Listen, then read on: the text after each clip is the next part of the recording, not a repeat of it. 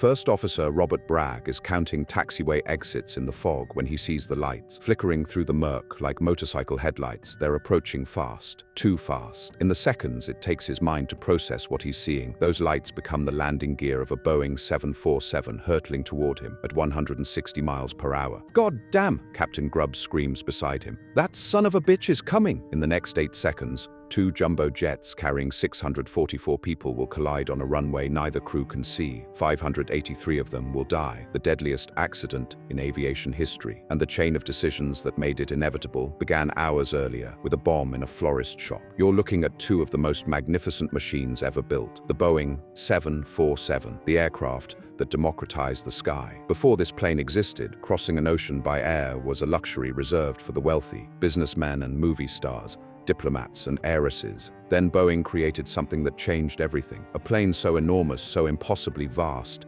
that it could carry twice as many passengers as anything before it, while cutting the cost of a ticket in half. At 231 feet long with a wingspan of 195 feet, the 747 was the largest commercial aircraft in the world. Her distinctive hump-backed silhouette, that elegant rise behind the cockpit that housed either a first-class lounge or additional seating, made her instantly recognizable on any tarmac, any skyline. 4 Pratt & Whitney JT9D turbofan engines, each producing over 43,000 pounds of thrust, could propel this 400-ton Leviathan across continents at nearly 600 miles per hour. By March 1977, approximately 300 of these giants had been delivered to airlines worldwide. They had become the workhorses of international travel, the flagships of every major carrier, the physical embodiment of an age when humanity believed technology could conquer any frontier. On March 27, 1977, 2 of them sat on a fog-shrouded runway in the Canary Islands. The first was Pan Am's Clipper Victor, registration N736PA. This was no ordinary aircraft. She was line number 11, the 11th Boeing 747 ever constructed. First flown on Christmas Eve, 1969, she had operated the world's first commercial 747 flight just 4 weeks later, carrying 335 passengers from New York to London on January 22, 1970. A baby had been born aboard her in February of that year. In August 1970, she became the first 747 ever hijacked, diverted to Havana, where Fidel Castro himself came to the airport to see her. Clipper Victor was 7 years old that day in Tenerife, a veteran of the skies, carrying 380 passengers and 16 crew members, 396 souls who trusted her to deliver them safely to their Mediterranean cruise. The second aircraft was KLM's Region, the Rhine, registration PH-BUF. Younger than her counterpart at 5.5 years, she was a Boeing 747-206B, line number 157. She carried 234 passengers, including 52 children, along with 14 crew members, 248 souls. Together, these 2 aircraft represented roughly $63 to $80 million in 1977 dollars, somewhere between $350 and $450 million today. More importantly, they carried 644 human lives. Within the hour, 583 of those people would be dead. Today, nothing remains of either aircraft. Both were consumed so completely by fire that investigators had to reconstruct the collision from fragments, testimony, and the haunting recordings of the cockpit voice recorders. There are no preserved fuselage sections in aviation museums, no memorial artifacts salvaged from the wreckage. What survived were words, the words of the 61 people who somehow escaped, the words captured on magnetic tape in the final seconds, and the words written into aviation regulations that would save countless lives in the decades that followed. The runway where they died still exists. It's called Runway 12/30 at what is now Tenerife North Airport. Planes land and take off from it every day. Approximately 5.8 million passengers pass through that airport annually. Most of them have no idea they're taxiing across the site of the deadliest accident in aviation history. To understand why 2 747s were on that runway, why they were at that particular airport, at that particular moment, carrying those particular people, we need to understand the world that created them. The Boeing 747 was born from a handshake and a gamble. In 1965, Pan Am President Juan Trippe approached Boeing with a challenge. Build him an airplane twice the size of anything that existed, or someone else would. Trippe was a visionary who had already transformed aviation, founding Pan American World Airways, and turning it into America's de facto international airline. He understood something that his competitors didn't. The future of air travel wasn't luxury, it was volume. A great weapon for peace, Trip A called the 747, competing with intercontinental missiles for mankind's destiny. Boeing's engineers thought he was insane. Nothing this large had ever been attempted for commercial aviation. The technical challenges were staggering. The airframe, the engines, the manufacturing facilities required to build such a monster. Boeing committed to the project anyway, betting the company on Tripp's vision. When Tripp ordered 25 of the new jets in April 1966 for $525 million, roughly $5 billion in today's money, he was purchasing the future of air travel itself. The aircraft that emerged from Boeing's Everett, Washington facility was nothing short of revolutionary. The 747's cavernous interior could seat anywhere from 366 to 550 passengers, depending on configuration. A cargo hold could swallow enough luggage and freight to fill multiple houses. The distinctive upper deck, originally intended as a crew rest area, was converted on most airlines into a premium lounge, a cocktail bar at 35,000 feet, complete with spiral staircases and piano bars on some carriers. Pan Am's Clipper Victor entered service as one of the very first. KLM's Rhine followed less than 2 years later, part of the Dutch carrier's ambitious fleet expansion. KLM, Koninklijke Luchtvaartmaatschappij, the Royal Dutch Airlines, was in 1977 the oldest airline in the world still operating under its original name. Founded in 1919, KLM had survived 2 world wars, countless economic upheavals, and the technological revolutions that transformed aviation from open cockpit biplanes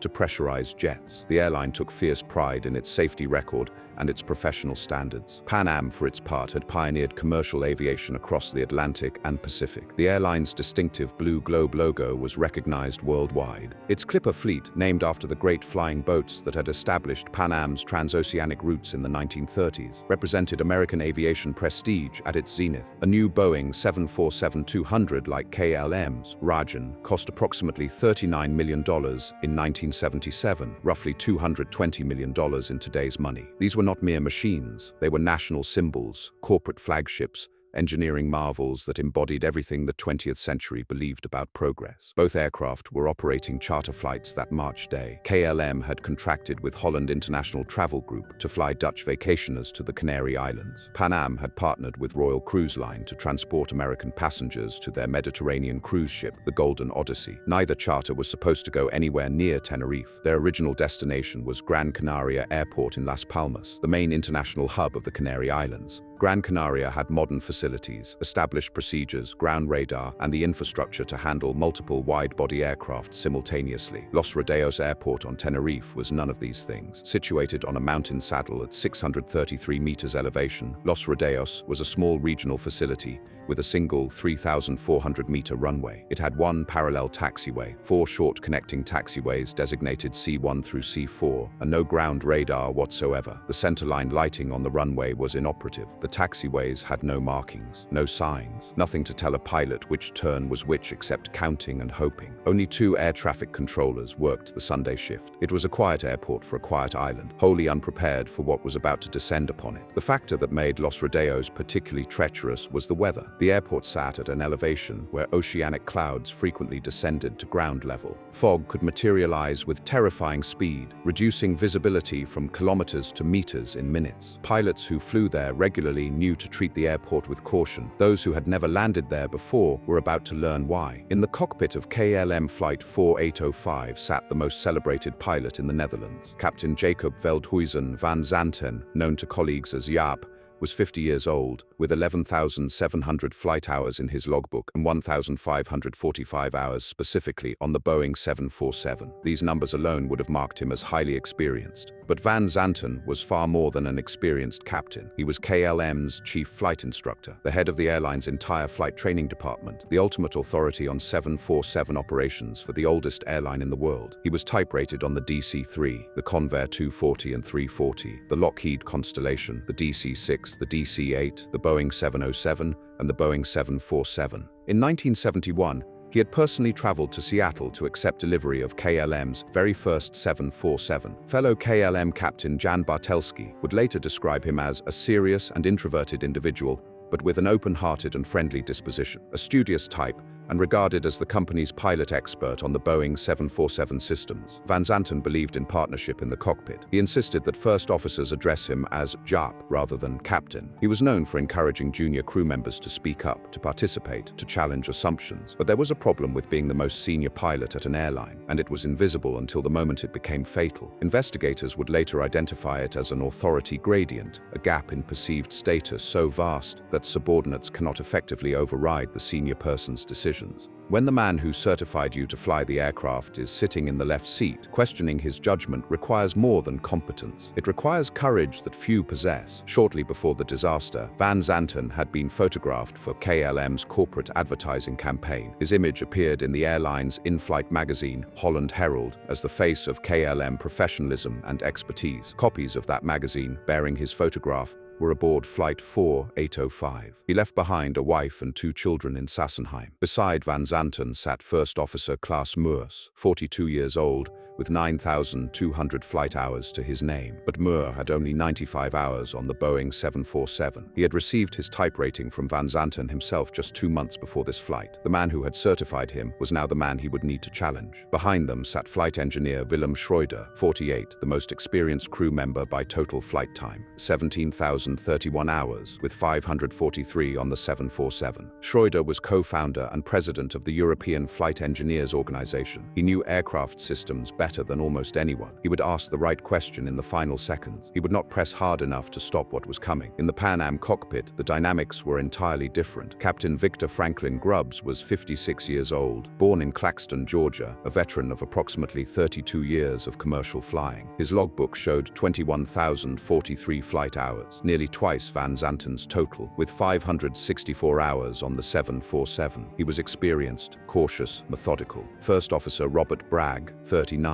was an Auburn University graduate and former U.S. Air Force pilot. His 10,800 total hours included an extraordinary 2,796 hours on the Boeing 747, the most 747 time of any cockpit crew member on either aircraft. He would survive the disaster and spend the rest of his life bearing witness to it. Flight engineer George Warnes, 46, rounded out the Pan Am crew with 15,210 hours and 559 on the 747. Combined, the Pan Am cockpit crew had accumulated approximately 47,000 hours of flight experience. Behind them sat 380 passengers, and here the human story becomes almost unbearable to tell. Pan Am's passengers were overwhelmingly retirement-age Americans, many from Southern California. They had saved and planned and dreamed of this trip, a flight to the Canary Islands, followed by a 14-day Mediterranean cruise aboard the Golden Odyssey. 53 of them came from Orange County alone. They were grandparents and newlyweds, teachers and business owners, veterans and volunteers. Among them was Eve Meyer, 48 years old, the June 1955 Playboy playmate who had become a film producer. There was A.P. Harmon, the former city manager of San Jose, California. There were couples celebrating anniversaries,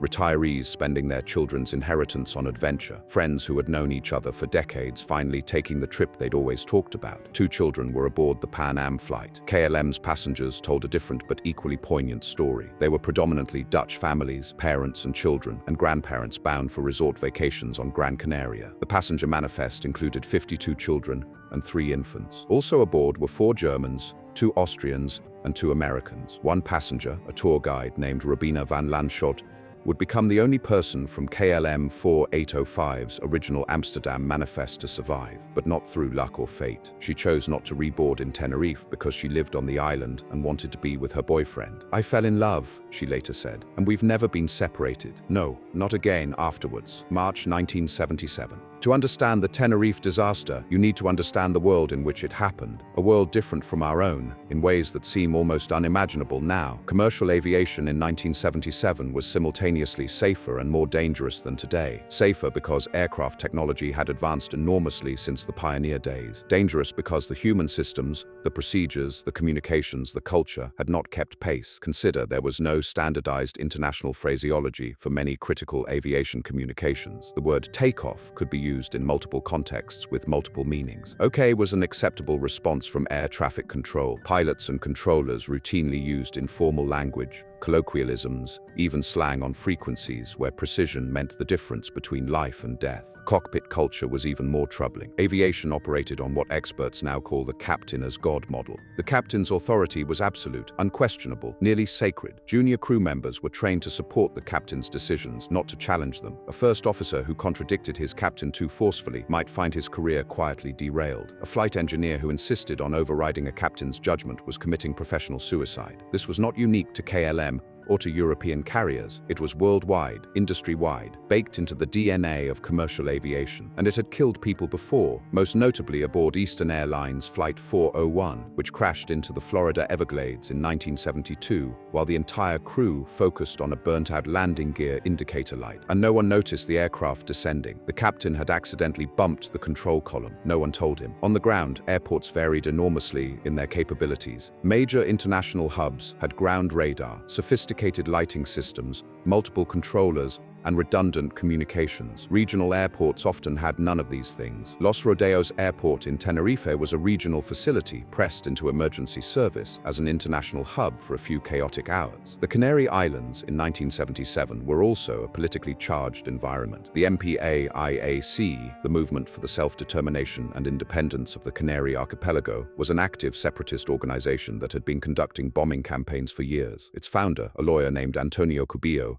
directed operations from exile in Algeria. Its armed wing, the Fuerzas Armadas Guanches, had bombed government buildings, tourist facilities, and commercial targets throughout the islands. Spain's government under King Juan Carlos I was still finding its footing after the death of Francisco Franco in 1975. The country was transitioning from decades of dictatorship to democracy, a process that would not be complete until the new constitution of 1978. Political tensions ran high, security concerns were constant, and in the Netherlands, a new regulation had just taken effect, one that would weigh on Captain Van Zanten's mind throughout the delays at Tenerife. In December 1976, just 3 months before the disaster, Dutch authorities had implemented strict new duty time limitations for flight crews. These weren't guidelines, they were laws backed by criminal penalties. A captain who exceeded his legal duty time could face fines and revocation of his pilot's license. The regulations were absolute and inflexible. Van Zanten knew his crew's legal duty time expired at approximately 6:30 p.m. local time. After that, regardless of where the aircraft was or what the passengers needed, they would be grounded until mandatory rest periods were completed. The clock was ticking from the moment they landed at Tenerife. Both flights had begun normally. KLM 4805 departed Amsterdam's Schiphol airport that morning, loaded with Dutch families excited for their island vacations. The flight to Las Palmas should have taken approximately 4 hours. Parents handed out snacks to children. Passengers settled into the comfortable routine of long-haul travel, meals, movies, magazines, naps. Pan Am 1736 had originated in Los Angeles, stopping in New York to collect additional passengers before the transatlantic crossing. The mood aboard was festive. These were people who had earned this trip, who had been anticipating it for months. The Golden Odyssey awaited them in Las Palmas harbor, gleaming white against the Atlantic blue. Neither flight ever reached Las Palmas. At 1:15 p.m. local time on March 27, 1977, a bomb exploded. The device had been planted in a florist shop in the passenger terminal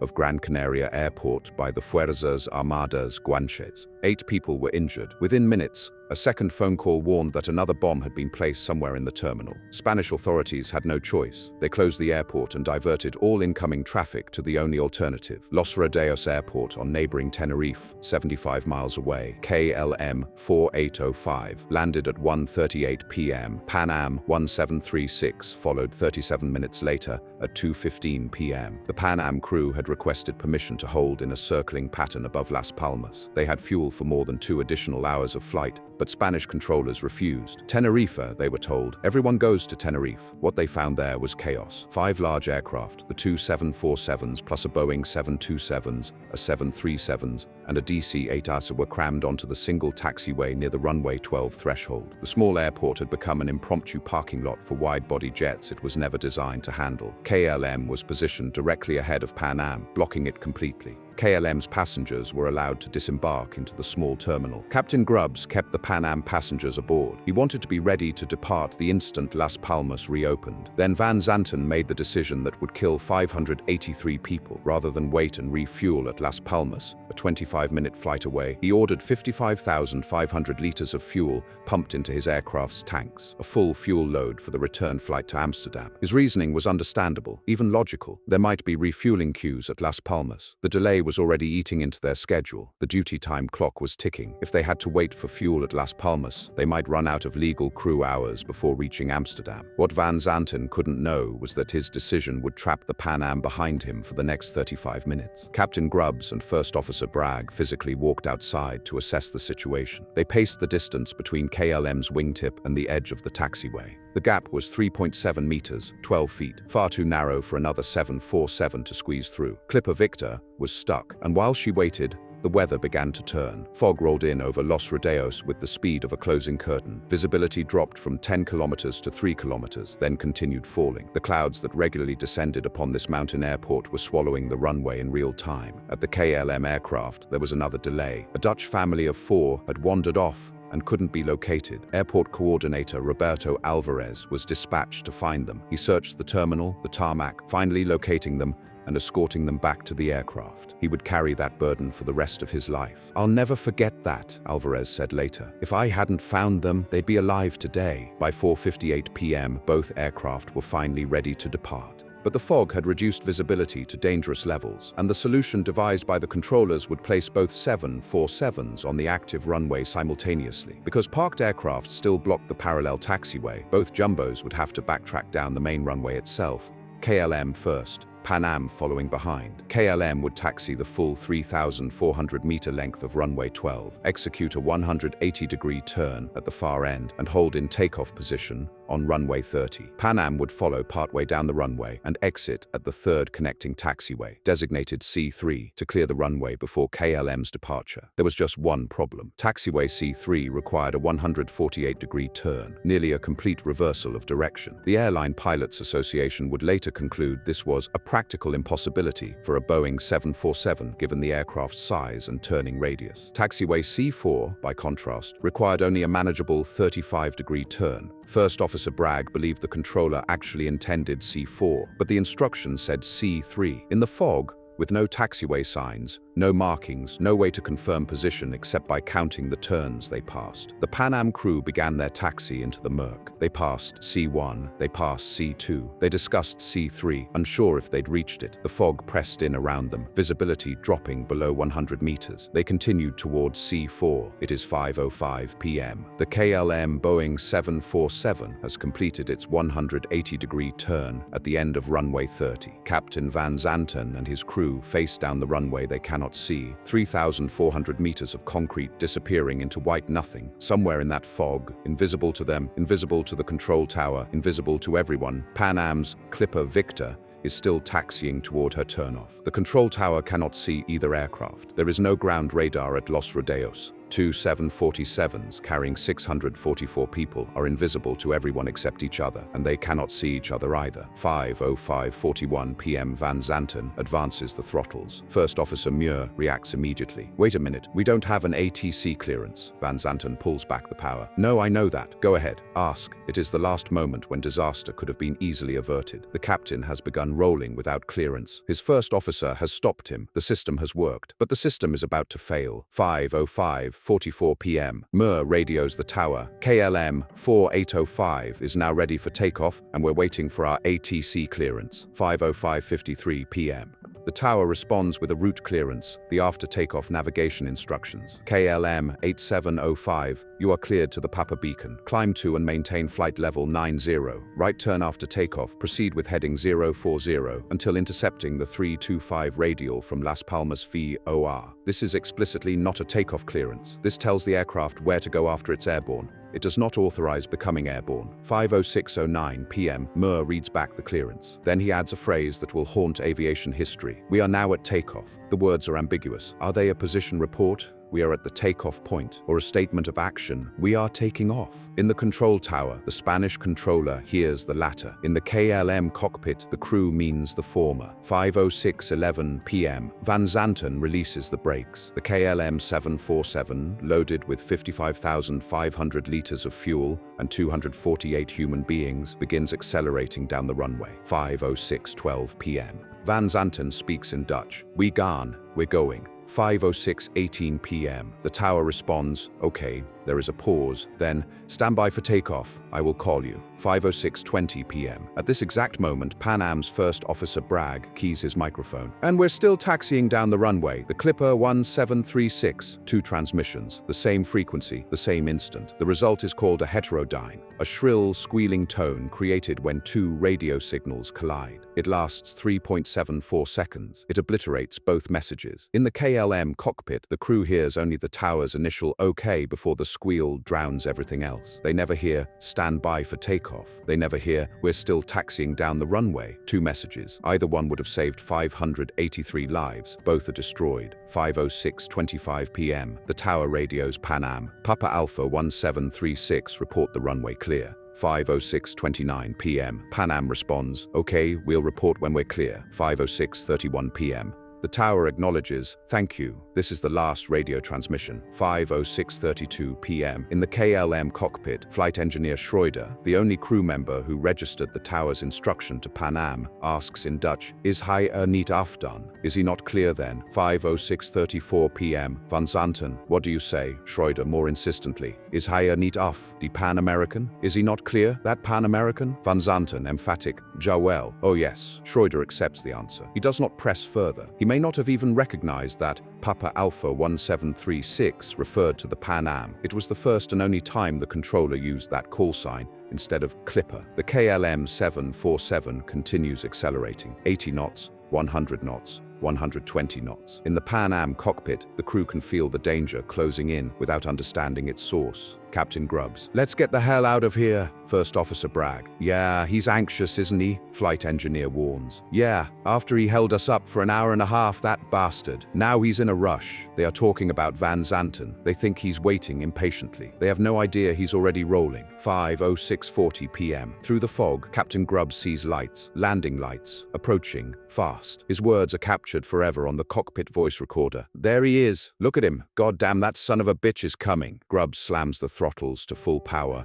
and wrenches the control column left, trying desperately to turn Clipper Victor off the runway. The engines spool up. The aircraft begins to pivot. 5:06:43 p.m. In the KLM cockpit, First Officer Meurs calls V1, decision speed. The aircraft is traveling at approximately 140 knots, 160 miles per hour. Too fast to stop. 5:06:44 p.m. Van Zanten hauls the control column fully back, trying desperately to become airborne before impact. The tail strikes the runway, gouging a 22-meter scar into the concrete. The nose rises. Not enough. Not nearly enough. 5:06:45 p.m. Robert Bragg screams, get off, get off, get off. 5:06:47 p.m. Van Zanten's final word. Oh shit. 5:06:49 p.m. Impact. The KLM's nose gear clears Pan Am's fuselage, but her left side engines, her lower fuselage, and her main landing gear do not. They tear through the upper right side of Clipper Victor, almost directly above the wing. The right side engines crash through Pan Am's upper deck lounge, the cocktail bar at 35,000 feet, instantly killing all 28 passengers seated there. The center of the Pan Am aircraft is ripped open like a tin can. The KLM, briefly still airborne, immediately stalls and rolls. She crashes 150 meters beyond the impact point and slides another 300 meters down the runway. Her full fuel load, all 55,500 liters, ignites in a fireball that consumes everything. Every one of the 248 people aboard KLM Flight 4805 dies in seconds. The Pan Am aircraft, her center section devastated and burning, her engines still running at full power with severed control lines,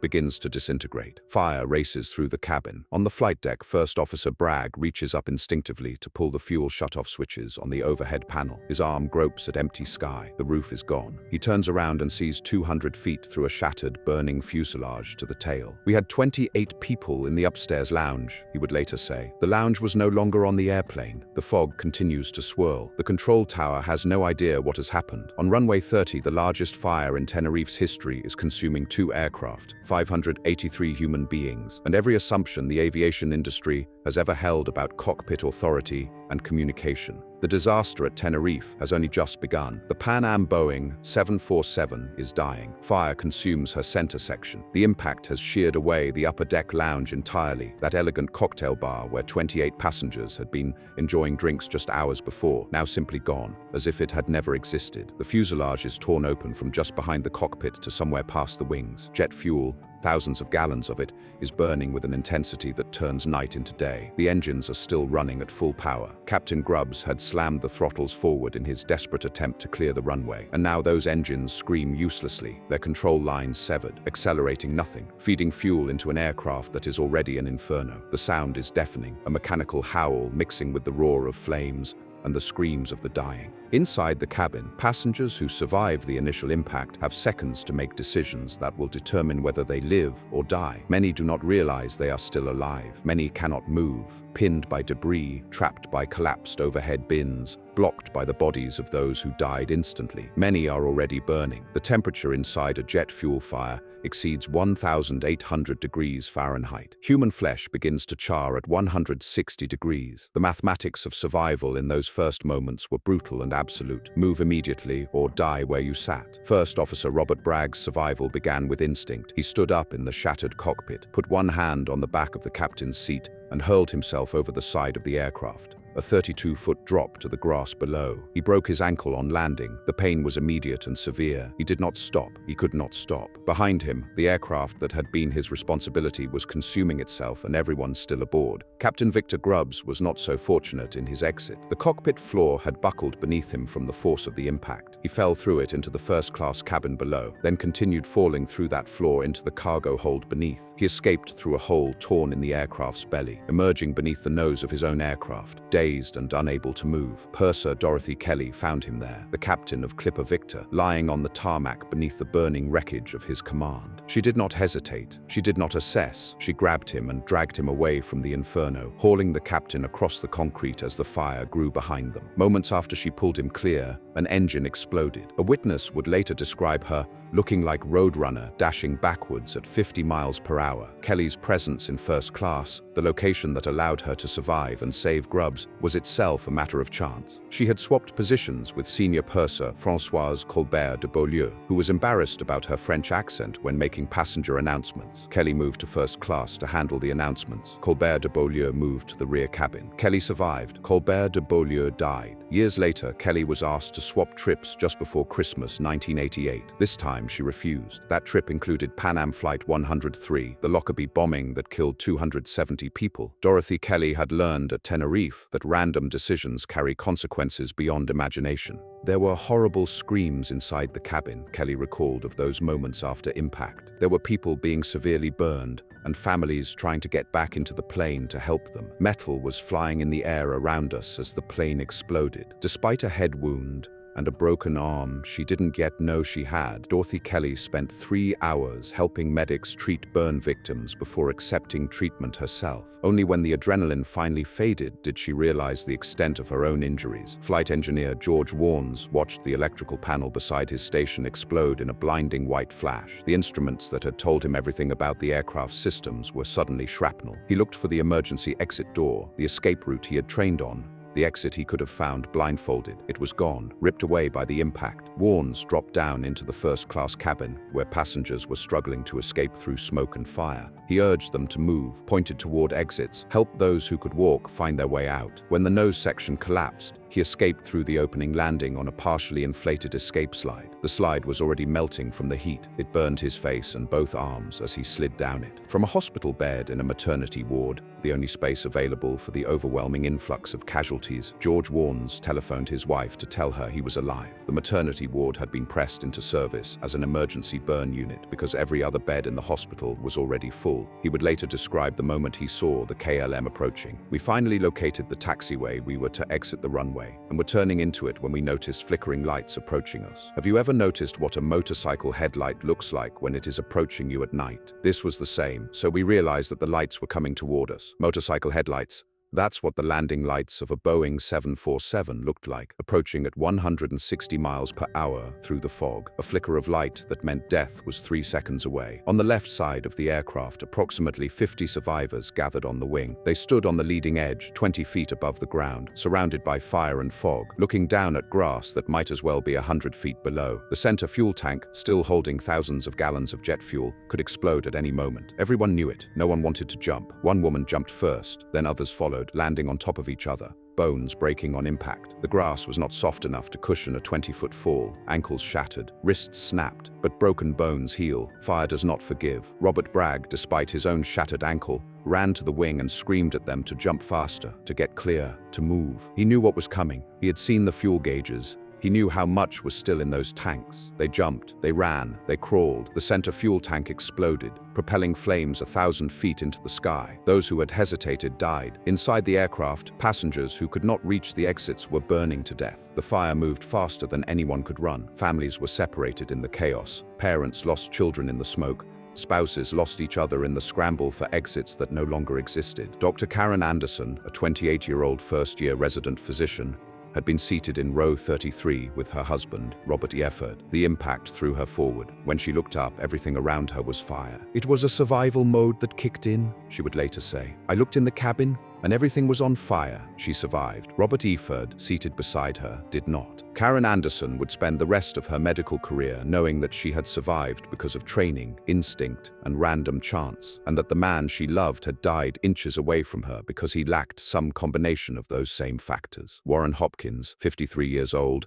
had fought at Iwo Jima during World War II. He had seen men die. He had learned in combat that hesitation kills. When the KLM struck, his combat instincts activated before his conscious mind could process what was happening. He unbuckled his seatbelt. He grabbed his wife Caroline. He said 2 words, "Let's go." Then he pushed her toward the nearest exit and followed. Both survived. Caroline broke her collarbone in the escape. Warren was bleeding from a deep gash on his head. Neither cared. They were alive. Their daughter Linda was on spring break in Florida when she heard the news. The initial reports said there were no survivors. She spent hours believing her parents were dead. "We knew they were dead," she said later, describing those hours of certainty before the survivor lists began to emerge. Norman Williams had been seated just 8 feet behind where KLM's landing gear tore through the fuselage. The people around him, the passengers in adjacent rows, the travelers who had made the same vacation plans, booked the same cruise, burned to death. Williams did not burn. He escaped upward, climbing through a hole in the roof that the impact had created. He ran across the top of the burning aircraft, the skin of the fuselage hot beneath his feet but not yet melted through. He jumped to the wing. He jumped to the ground. He did not have a single burn. The randomness of survival at Tenerife defied explanation. Passengers seated side by side had opposite fates. Families were split, some members escaping, others dying feet away. The geography of death followed no logical pattern except proximity to exits and the absence of obstacles. The survivors gathered in the fog, bleeding and burned and broken, surrounded by the wreckage of 2 Boeing 747s. They could see the KLM Fireball in the distance, a pillar of flame rising into the grey nothing, impossibly bright, impossibly hot. They did not yet know that everyone aboard that aircraft was dead. They did not yet understand that 248 people, including 52 children, had perished in seconds. Of the 396 people aboard Pan Am Flight 1736, approximately 70 to 72 escaped the wreckage alive. Every survivor came from the forward section of the aircraft. Every survivor escaped primarily through the left side, away from the point of impact. No one survived from the upper deck lounge. All 28 passengers seated there died instantly when KLM's right side engines tore through the space they occupied. No one survived from the rear cabin sections. The fire consumed everything behind the wings. No one survived from KLM Flight 4805. The full fuel load, all 55,500 liters that Captain Van Zanten had ordered pumped aboard during the delay, ensured that the aircraft became a crematorium within seconds of impact. The airport's fire and rescue crews responded to the first fire they encountered, the KLM wreckage, 150 meters beyond the impact point, where the aircraft had slid another 300 meters before coming to rest. The full fuel load had ignited on impact, and the fire was so intense, so all-consuming that rescue workers could not approach the fuselage. There was nothing to rescue. They did not realize a second aircraft was involved. The fog was so dense that the control tower itself was initially unaware an accident had occurred. Controllers knew they had lost radio contact with both aircraft. They did not know why. They could not see the runway. They could not see the fires. for precious minutes, as survivors of the Pan Am crawled away from burning wreckage and bled into the grass. No one in authority understood the scale of what had happened. When the scope of the disaster finally became clear, Los Rodeos Airport's limited resources were overwhelmed instantly. This was a regional facility designed for inter-island flights and small tourist charters. It had neither the equipment nor the personnel to handle a mass casualty event of this magnitude. Authorities opened the airport perimeter gates and broadcast an appeal for help. Anyone with a vehicle, drive to the crash scene. Taxis responded, trucks responded, civilian cars driven by ordinary people who happened to be near the airport responded. They materialized out of the fog like ghosts. Ordinary vehicles pressed into extraordinary service, loading burned and bleeding survivors for transport to hospitals that were equally unprepared. Robert Bragg, standing on his broken ankle amid the chaos, watched a taxicab appear from nowhere. The surreal normalcy of a taxi at the scene of the worst aviation disaster in history would stay with him for the rest of his life. The survivors were transported to hospitals across Tenerife, facilities wholly unprepared for mass casualties of this magnitude. Burn victims filled every available bed. The maternity ward at one hospital became an overflow unit. Emergency rooms designed for car accidents and heart attacks were suddenly processing dozens of patients with burns over 60, 70, 80% of their bodies. Medical staff worked through the night and into the next day. They called in every doctor, every nurse, every orderly they could reach. Still, it was not enough. Some survivors died waiting for treatment. Others died despite treatment. The burns were too severe, the damage too extensive. On March 29th, 2 days after the disaster, a U.S. Air Force C-130 landed on the taxiway. The runway was still an active crime scene, still littered with wreckage and evidence, to transport critically burned American survivors to military hospitals. The specialized burn unit at Brooke Army Medical Center in San Antonio, Texas, received the most severely injured. The fires at the crash site were not fully extinguished until the early hours of March 28th, more than 12 hours after impact. 9 survivors would die from their injuries over the following weeks. The last, Mary Berge, succumbed at Brooke Army Medical Center on May 13, 1977, 7 weeks after the collision. The final accounting was devastating in its precision. Pan Am Flight 1736, 335 dead, 61 survivors. KLM Flight 4805, 248 dead, no survivors. Total, 583 dead. It remains to this day the deadliest accident in aviation history. No single aircraft crash, no mid-air collision, no terrorist attack has ever killed more people. Nearly 50 years later, Tenerife still holds the record no one wants. The victims ranged from infants to octogenarians. 52 children had been aboard KLM Flight 4805, Dutch children heading to beach vacations with their parents, excited about sun and sand. 51 of them died. The 52nd was an unaccompanied minor whose late arrival at the aircraft had contributed to the delay that put everyone on the runway at the worst possible moment. 3 infants were aboard the KLM flight. All 3 died. The families received the news in waves. First, the initial reports that there had been an accident, then the horrifying scope of the casualties, then the agonizing wait to learn whether their loved ones were among the survivors or the dead. In an era before cell phones, before internet, before instant communication, families gathered around televisions and telephones, waiting for information that came in fragments. In Orange County, California, 53 families were destroyed. The tight-knit community of retirement-age travelers who had planned this cruise together now planned 53 funerals. Churches held memorial services. Neighbors who had waved goodbye to friends heading to the airport now wore black to their burials. In the Netherlands, the shock was national. KLM was the pride of Dutch aviation, the oldest airline in the world operating under its original name, a symbol of Dutch competence and reliability. That its most celebrated pilot had been at the controls when the disaster occurred, that the man whose photograph graced the airline's advertising had rolled his aircraft into oblivion was almost incomprehensible. When KLM executives first learned of the Tenerife disaster, their immediate instinct was to contact Captain Van Zanten. He was their chief flight instructor, their expert on all things 747, the obvious choice to lead their investigation team. Only then did they discover he was the captain of the doomed flight. The investigation that followed was led by Spain's Civil Aviation Accident and Incident Investigation Commission, the CIAIAC, with participants from the Netherlands and the United States. Approximately 70 investigators were involved, representing 3 nations with 3 different perspectives on what had happened and who bore responsibility. The wreckage told part of the story. The 22-meter gouge in the runway concrete, where Van Zanten's tail had struck during his desperate attempt to become airborne. The debris field, stretching hundreds of meters down on runway 30, the burned-out hulks of two aircraft that had represented the pinnacle of commercial aviation technology. But the most crucial evidence was invisible: magnetic impulses encoded on tape, the voices of the dead preserved in their final moments. Both cockpit voice recorders had survived the fires. When investigators played them back, the final 68 seconds of human error, miscommunication, and fatal assumption unspooled in horrifying clarity. They heard First Officer Muir's stop Van Zanten's initial takeoff attempt. "Wait a minute, we don't have an ATC clearance." The system working exactly as designed. A junior crew member catching a senior captain's error. They heard Van Zanten's response. "No, I know that. Go ahead, ask." Reasonable. Professional, compliant. They heard the ambiguous phrase that would haunt aviation history: "We are now at takeoff." 4 words that meant one thing to the speaker and something else entirely to the listener. They heard the heterodyne, that 3.74-second squeal of radio interference that obliterated 2 life-saving messages simultaneously. The tower saying, "Stand by for takeoff, I will call you." Pan Am saying, "We're still taxiing down the runway." Both messages destroyed. Both crews unaware of what they had missed.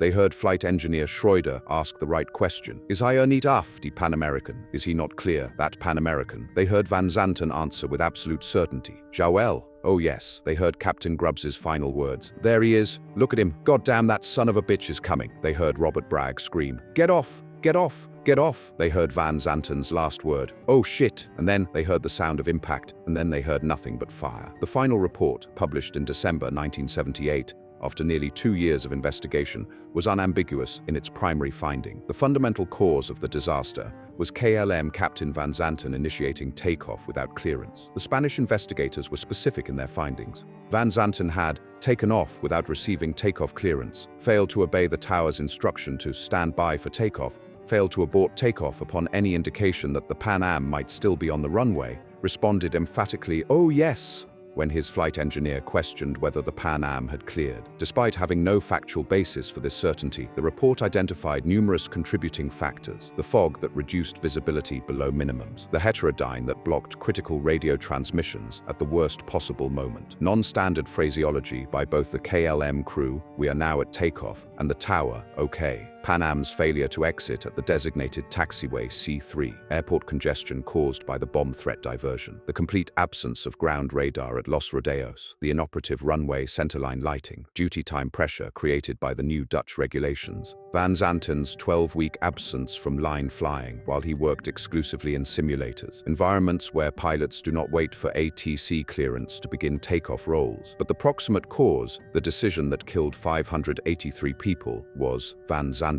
He had rolled without clearance. Everything else was context. The Netherlands did not accept this conclusion gracefully. The Dutch government published a separate commentary that, while acknowledging Van Zanten took off prematurely, argued strenuously that he should not be solely blamed for what they characterized as a mutual misunderstanding. The Dutch response attempted to distribute responsibility across the entire system: the controllers, the airport, the weather, the procedures, anything and everything except the pilot who had pressed the throttles forward. Aviation analyst Admiral Cloudberg would later describe the Dutch response as containing extremely questionable takes. The Dutch commentary claimed there was no evidence of stress in the KLM cockpit, despite the obvious time pressure and the audible urgency in the crew's voices. It claimed there were no problems with the authority gradient, despite the fact that 2 crew members had questioned the captain and been overruled. It claimed there were no crew errors worth noting, despite the captain having rolled without clearance. The Dutch suggested Spanish controllers had been listening to a football match during the disaster. Even their own report conceded this likely had no effect on the outcome. But they mentioned it anyway, an attempt to shift blame towards Spanish negligence.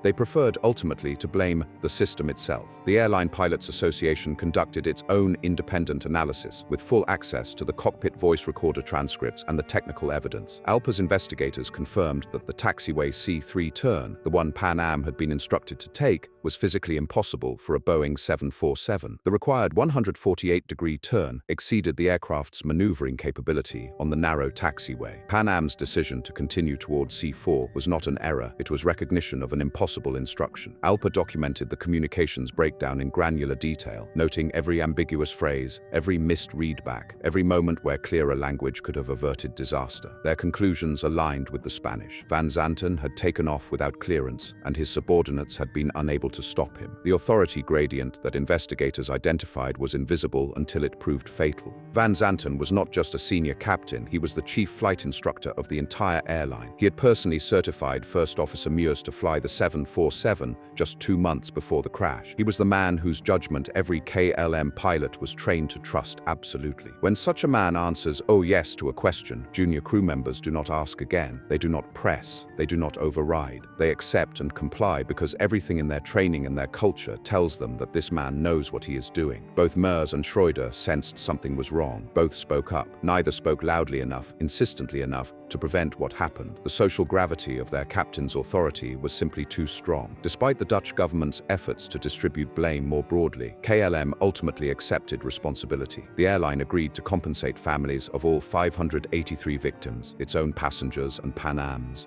Total settlements reached approximately $110 million, roughly $470 to $570 million in today's money. Individual amounts ranged from $58,000 to $600,000, depending on the victim's age, earning capacity, and family situation. The average was approximately $189,000 per victim, between $800,000 and $980,000 today. No criminal charges were ever filed. Jacob Veldhuizen van Zanten, the most celebrated pilot in the Netherlands, the face of KLM professionalism, the man whose photograph appeared in the airline magazine that burned with him, was buried at Amsterdam Westgaard Cemetery. He left behind a wife and 2 children, who would spend the rest of their lives bearing a name synonymous with the worst aviation disaster in history. The dead of Tenerife did not die in vain. Their deaths, combined with those of Eastern Airlines Flight 401 in 1972 and United Airlines Flight 173 in 1978, created the most significant advance in aviation human factors in history. It was given an antiseptic name that belies its revolutionary importance: crew resource management. The problem Tenerife exposed was not technical. The Boeing 747 performed exactly as designed. Both aircraft were mechanically sound. The engines worked, the controls worked, the radios worked. The heterodyne that destroyed 2 messages was not a malfunction, but a predictable consequence of simultaneous transmission. The problem was human. It was the culture of the cockpit, where the captain's authority was so absolute that junior crew members could not effectively challenge his decisions. It was the communication between aircraft and tower, where informal language and ambiguous phrases carried meanings that varied by speaker and listener. It was the assumption that experienced professionals would always make correct decisions under pressure. Tenerife proved that experience could kill, that authority could blind, that the very structures designed to ensure safety could become the mechanisms of disaster. In 1979, NASA convened a landmark workshop at its Ames Research Center in California to address these failures. Researchers, airline executives, pilots, and psychologists gathered to dissect what had gone wrong, not just at Tenerife, but in the pattern of accidents where capable crews flew functional aircraft into catastrophe. Psychologist John Lauber coined the term cockpit resource management, later renamed crew resource management, when the principles spread beyond the flight deck to cabin crews, ground crews, and eventually far beyond aviation entirely. The core lesson was simple but revolutionary. A junior crew member must be empowered and feel psychologically safe to challenge a captain's dangerous decisions. This sounds obvious now. In 1977, it was heresy. Aviation had been built on hierarchy. The captain was God in the cockpit, and questioning God was not just inappropriate, it was potentially career-ending. A first officer who contradicted his captain too forcefully might find himself flying cargo routes. A flight engineer who insisted on overriding his captain's judgment might find himself unemployed. Tenerife proved that this hierarchy killed people. Klaus Muirs had stopped Van Zanten once. Willem Schroeder had questioned him directly. Either could bring himself to press further, to insist, to grab the throttles and refuse to let the aircraft roll. CRM training taught crews to do exactly that. In 1981, United Airlines became the first carrier to implement comprehensive CRM training across its entire pilot workforce. The program taught communication skills, assertiveness techniques, decision-making frameworks, And, most importantly, the principle that safety concerns override hierarchy. Other airlines followed, some enthusiastically, recognizing that CRM could prevent the kind of catastrophe that ended careers and bankrupted companies. Others reluctantly, forced by regulators and insurers who understood the liability implications. By 2006, CRM training was mandatory for all airline pilots worldwide. The International Civil Aviation Organization, ICAO, had incorporated it into the global standards that govern commercial aviation. The concept spread far beyond aviation. Marine safety adopted CRM principles after recognizing that ship bridges suffered from the same authority gradients as cockpits. Operating rooms adopted it after studies showed that surgical errors often occurred when nurses and junior doctors failed to challenge senior surgeons. Nuclear power plants adopted it. Firefighting units adopted it. Any field where hierarchical authority could override good judgment found value in the lessons purchased at Tenerife. Captain Al Haynes of United Flight 232 provided the most dramatic testament to CRM's value. In 1989, his DC-10 suffered a catastrophic engine failure that severed all hydraulic systems, leaving the aircraft with no conventional flight controls. By every measure of aeronautical engineering, the aircraft was unflyable. Everyone aboard should have died. Haynes and his crew, working together as equals, pooling their knowledge, challenging each other's assumptions, managed to crash land the aircraft at Sioux City, Iowa. Of the 296 people aboard, 185 survived. Haynes credited CRM directly. Up until 1980, we kind of worked on the concept that the captain was the authority on the aircraft. What I said goes. We lost a few airplanes because of that. The communications failures at Tenerife triggered equally sweeping reforms. ICAO mandated that the word takeoff be used exclusively when actual takeoff clearance is being issued or cancelled. At no other time may that word be spoken on an aviation frequency. Before the moment of clearance, the word departure must be used instead. This seems like a small change. It is not. The ambiguous phrase, "we are now at takeoff," which could mean we are at the takeoff position or we are taking off, became impossible. The word itself was reserved for one meaning and one meaning only. The informal OK was prohibited from ATC communications entirely. Controllers could no longer acknowledge a transmission with a casual affirmative that might be misinterpreted as clearance. Pilots were required to read back all critical instructions, not just acknowledge them with Roger or Wilco, but repeat them word for word so controllers could verify understanding. Controllers were required to listen to those readbacks and correct any errors immediately. The ambiguous phrase, taxi into position and hold, which had been standard phraseology for instructing an aircraft to enter a runway and wait for takeoff clearance, was eventually replaced by the unequivocal line up and wait. The FAA adopted this change in 2010, more than 3 decades after the disaster that made it necessary. Some changes take time even when the need is obvious. Enhanced English language proficiency requirements for all pilots and controllers were formally implemented by ICAO in 2008. The goal was to ensure that everyone operating in international aviation could communicate with absolute clarity, reducing the risk of misunderstanding across languages and accents. Airport Surface Movement Guidance and Control Systems, SMGCS, pronounced SMIGs, became required at major airports worldwide. These ground radar systems allow controllers to track aircraft on runways and taxiways, eliminating the blind spot that had made Tenerife's fog so deadly. Spain installed ground radar at Tenerife North specifically because of the disaster. The airport that had been unable to see its own runway now had full surveillance capability. In 1978, 1 year after the collision, Tenerife South Airport opened at a lower elevation on the island's southern coast. The new facility was specifically designed to handle international tourist traffic and avoid the fog conditions that plagued Los Rodeos. Today, Tenerife South handles the bulk of the island's tourist arrivals, while Tenerife North serves primarily domestic and inter-island traffic. Every one of these changes, CRM, standardized phraseology, readback requirements, ground radar, the new airport, traces directly to March 27, 1977. Every life saved by a first officer who felt empowered to say, "Captain, I think we should wait." That life was purchased by Klaus Merce, who couldn't bring himself to say it loudly enough. Every life saved by a controller who said negative, hold position instead of okay. That life was purchased by the Spanish controller whose casual acknowledgement was heard without its crucial caveat. Every life saved by ground radar that showed 2 aircraft converging on a fog-bound runway. That life was purchased by the 583 who died because no such system existed at Los Rodeos. The primary memorial stands at Mesa Motor Park on the outskirts of San Cristobal de la Laguna, Tenerife, overlooking the airport where it happened. Inaugurated on the 30th anniversary, March 27, 2007, The memorial features an 18-meter Corten steel sculpture by Dutch artist Rudy van der Wint. The artist died shortly after completing the design, never seeing his vision fully realized, adding another layer of loss to a site already saturated with it. The sculpture is titled De Wenteltrap, Dutch for the spiral staircase. Look at it, and you understand immediately what it means. Steps appear to ascend endlessly into the sky, climbing, reaching, aspiring towards something above. Then they are abruptly cut off. The staircase ends in empty air. There is no landing, no destination, no arrival, just interruption, just cessation, just the sudden stop that claimed 583 lives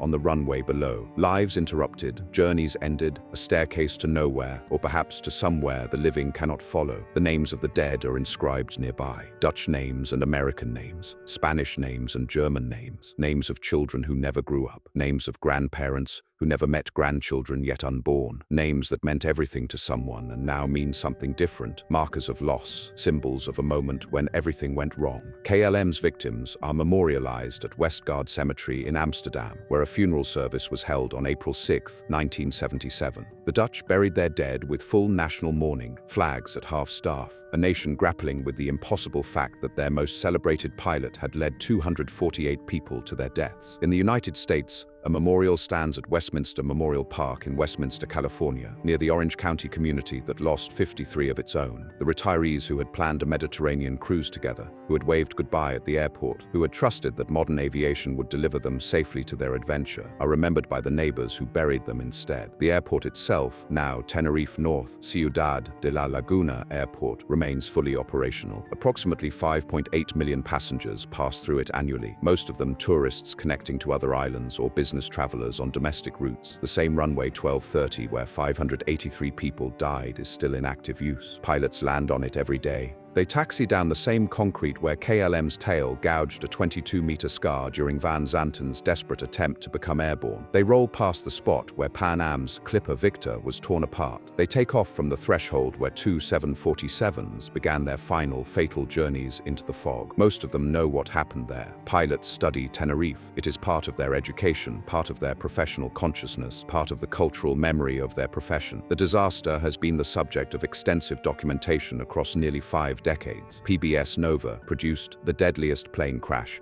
in 2006, a comprehensive reconstruction featuring interviews with survivors and investigators. Mayday, the long-running Canadian aviation documentary series known in the United States as Air Crash Investigation, covered Tenerife twice: Crash of the Century in 2005 and Disaster at Tenerife in 2016. Seconds from Disaster produced Collision on the Runway in 2004. Northwestern journalism professor John Ziomek published Collision on Tenerife in 2018, a deeply researched narrative account that brought together survivor testimony, investigation records, and the human stories behind the statistics. But Tenerife's most lasting documentation is not in films or books. It is in training manuals, it is in simulator scenarios, it is in the curriculum of every airline ground school, every CRM training program, every air traffic control academy in the world. Pilots who will never fly to Tenerife study what happened there. Controllers who will never work a fog-shrouded regional airport learn why they must never say okay on frequency. The disaster has become a teaching tool, a cautionary tale, a permanent fixture in the education of everyone who works in aviation. The flight crew members who survived carried their memories differently. Captain Victor Grubbs returned to flying after recovering from his injuries. He could not stay away from the cockpit, despite everything, but he never fully escaped Tenerife. The memories followed him. The moment he saw the lights approaching through the fog, the instant he knew there was no escape, the sound of his first officer screaming, "Get off!